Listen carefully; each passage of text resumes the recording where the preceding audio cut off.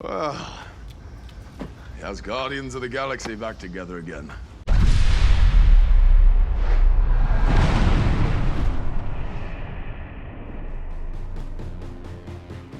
Marvel Studios absolutely took over San Diego Comic-Con 2019 with a major announcement after major announcement. As you could expect, we here at CBR couldn't be more excited for the future of the Marvel Cinematic Universe. Marvel Studios revealed the entire Phase 4 slate, and it's gonna be wild. Now that we finally have a glimpse of what the future of the MCU may hold, we have plenty of burning questions that we hope to see answered in Phase 4, or Phase 5 at the latest. At the end of Avengers Endgame, we saw old Cap pass his shield to the new Cap, Sam Wilson. He used to be known as Falcon, and now he's the new Captain America. But his Disney Plus show is called Falcon and the Winter Soldier. What's up with that? It's set after Endgame, and we know Wilson will be wearing the star-spangled suit in the show to fight crime, including the main villain, Baron Zemo. So why is Falcon in the title and not Captain America? Well, maybe it was to avoid confusing it with Captain America the Winter Soldier, but still, it's a bit odd, don't you think? This must mean that Sam Wilson could be far from finished with his Falcon persona. Maybe he could be both heroes. We've seen crazier things than that happen in the MCU, so it wouldn't be too shocking. We know the Black Widow movie is going to be the first film to kick off Phase 4 when it hits theaters next spring, and everything is pointing it to being a prequel. But is Marvel just playing with us? Is the movie actually going to take place in the past? Because if it does, then it's not going to really push the story forward. Sure, it'll tie up some loose ends like what happened in Budapest between Natasha and Clint, and it's going to introduce the Taskmaster to the MCU, but is that it? We're holding out hope that it's not a prequel, but let's be honest. That's what it's gonna be, and we're still gonna go see it anyways. Watching Black Widow and Thanos team up to escape the Soul World is probably one of the wackiest theories we ever came up with. You should check it out though. I'd pay to see it, I would.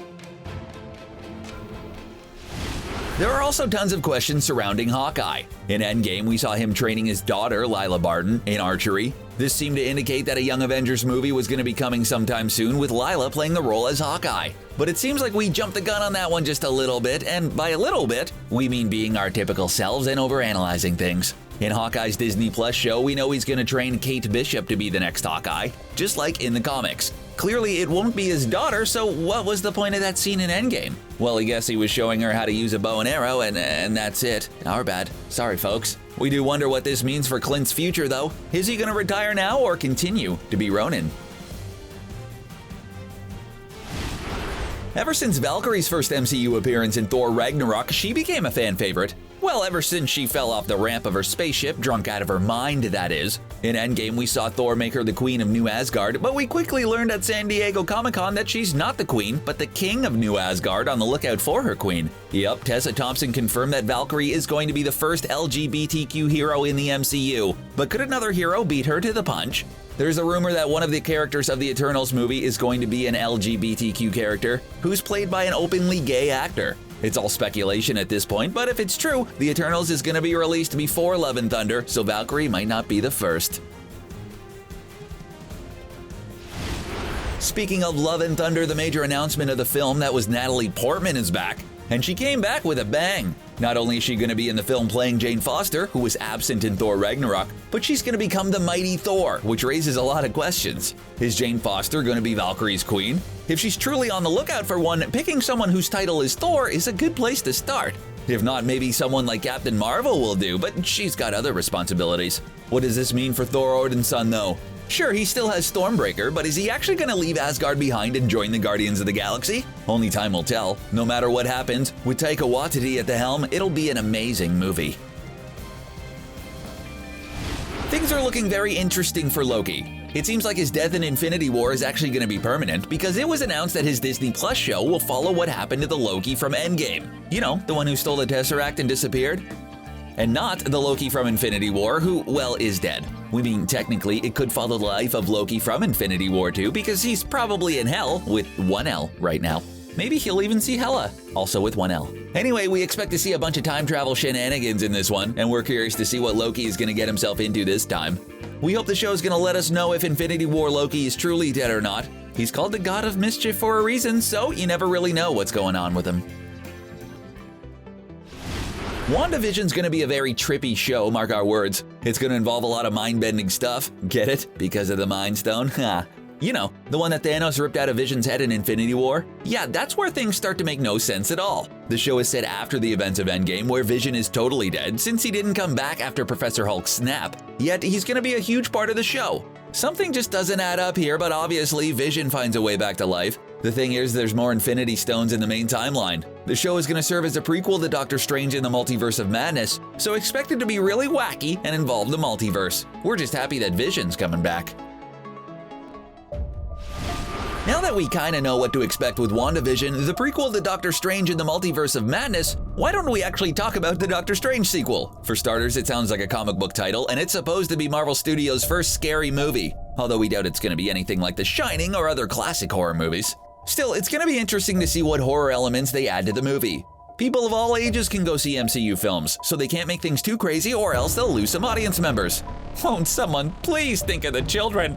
If we had to guess, it's because the villain Nightmare will be involved, and as you can tell by the name, he's not all sunshine and rainbows. Not even close. It'll be interesting to see what madness Doctor Strange will find in the multiverse. Shang-Chi will be making his debut in Phase 4, and we're really looking forward to it. He's going to be the first Asian superhero in the MCU, and we really love Marvel's focus on diversity and making sure everyone is represented in their movies. They did a really good job of changing Wong for their films, so we expect the same for Shang-Chi. But you wanted more? From the title of the movie Shang-Chi and the Legend of the Ten Rings, we can assume that Shang-Chi will go toe-to-toe with the Mandarin in this film. Yes, the real Mandarin, not Trevor Slattery posing as the character. But we think there's going to be a Star Wars level twist in the movie. Could the Mandarin actually turn out to be Shang-Chi's father? We know it sounds crazy, but we know next to nothing about the MCU versions of these characters, so you never know.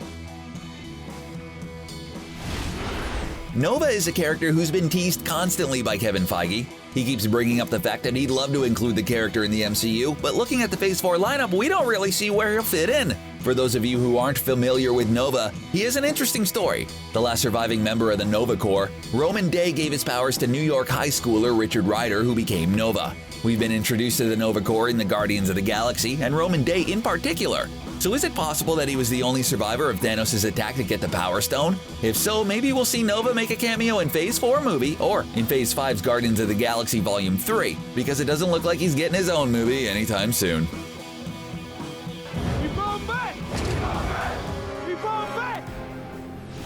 We expected to hear that the sequel to Black Panther was going to come in Phase 4 at San Diego Comic-Con, but it looks like the movie's going to be a part of Phase 5 instead, which raises the question, what's in store for T'Challa in Phase 4? He was the king of Wakanda before he turned to dust in Infinity War, and it seems like he was going to be one of the big players in the MCU moving forward, but with no Black Panther 2 in Phase 4, we're left scratching our heads. Is he going to make a cameo in some Phase 4 movies? That's a definite possibility, but he has no solo movie, which is really odd. No movie on the Phase 4 slate really jumps out at us as a possible Black Panther cameo, so we have no idea what's in store for T'Challa in Phase 4.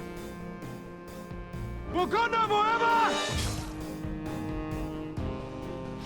Sticking with Black Panther, what happened to Wakanda during the 5-year time skip other than an earthquake just off the coast of the country? We saw T'Challa get dusted in Avengers Infinity War, so we wonder what happened while he was away. Shuri got dusted too, so we wonder who was the king or queen during that time. While we saw Okoye talk to Natasha in Endgame, she didn't shed any light on what's going on in Wakanda, other than the earthquake we just mentioned.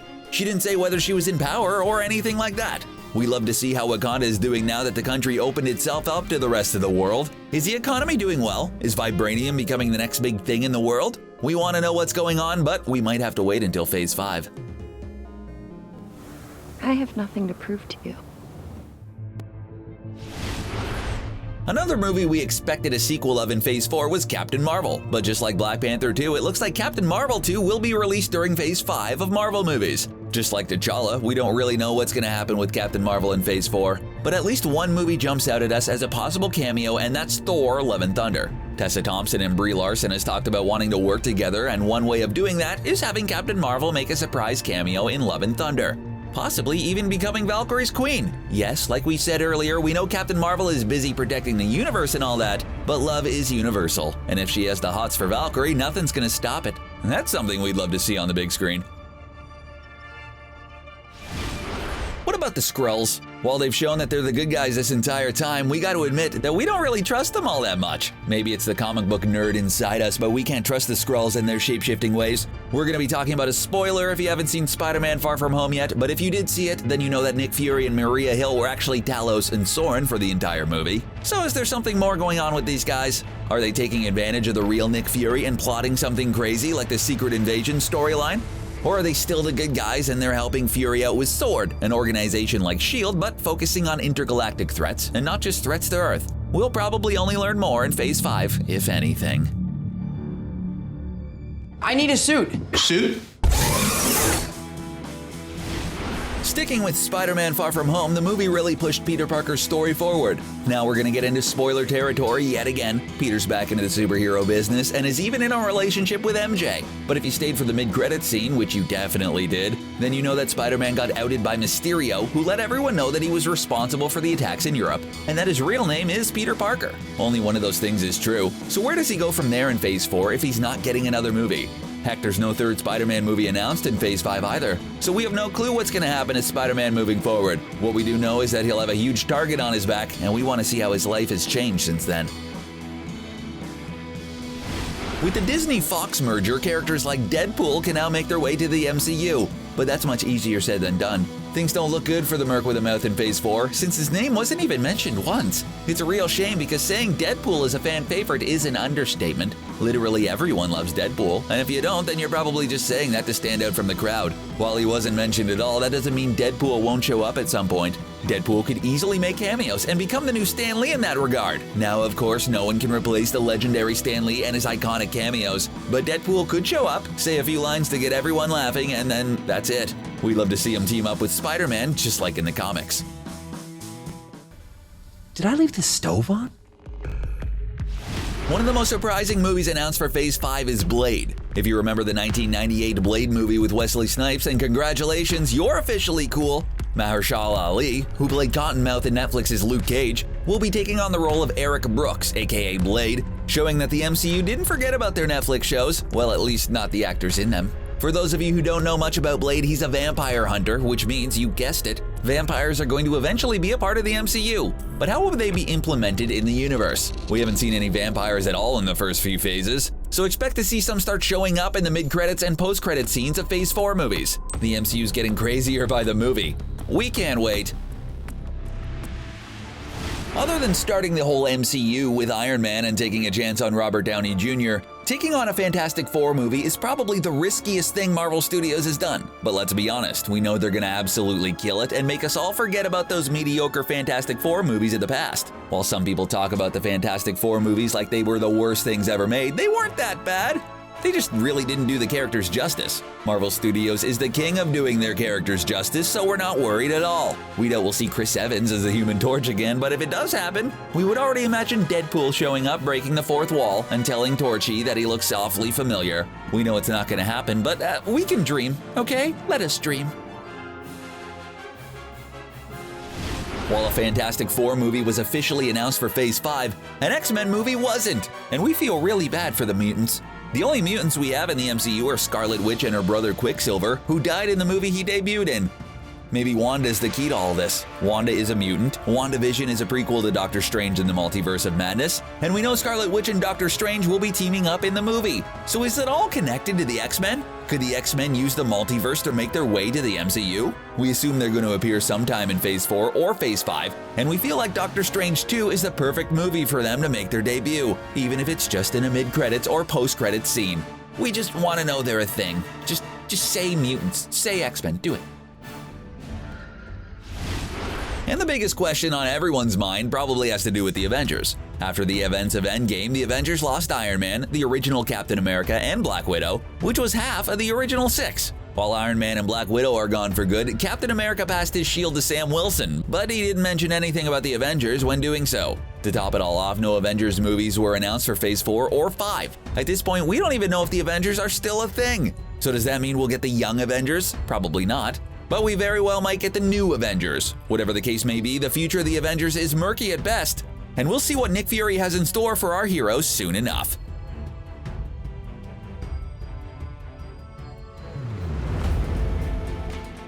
And those are just some of the questions we hope Phase 4 of the MCU finally answers. Are there any questions we may have missed? What are you looking forward to the most in Phase 4 and beyond? Let us know in the comments section below, and don't forget to subscribe to CBR for more MCU videos. Thanks for watching.